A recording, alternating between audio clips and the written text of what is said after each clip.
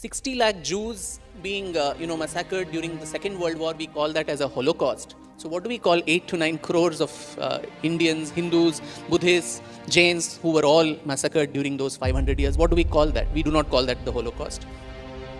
Sex slavery that the women of this country had to face during these invasions. 4 lakh plus women. There was a saying in Ghazni in Afghanistan, the Duktare Hindustan, Nilame do dinar. The daughters of Hindustan are auctioned here for 2 dinars each.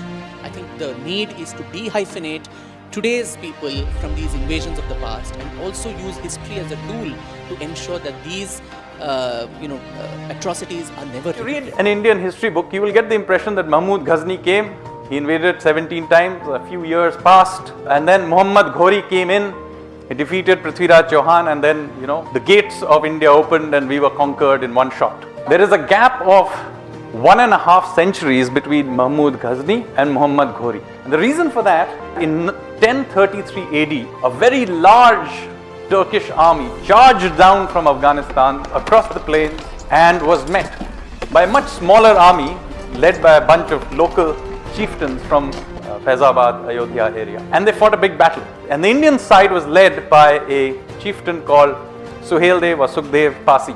And in that battle, the Turks were completely destroyed. They were destroyed and decimated to such an extent that they did not dare come back in for another 150 years. There's the Battle of Bahraich in 1033 AD. Now, no Indian textbook will tell you about it. Find a teenager in India and ask this: who gave India independence? They'll probably say Mahatma Gandhi. Also ask them, how did India get independence? They'll probably say non-violence. These answers are not wrong, but they're not 100% right either.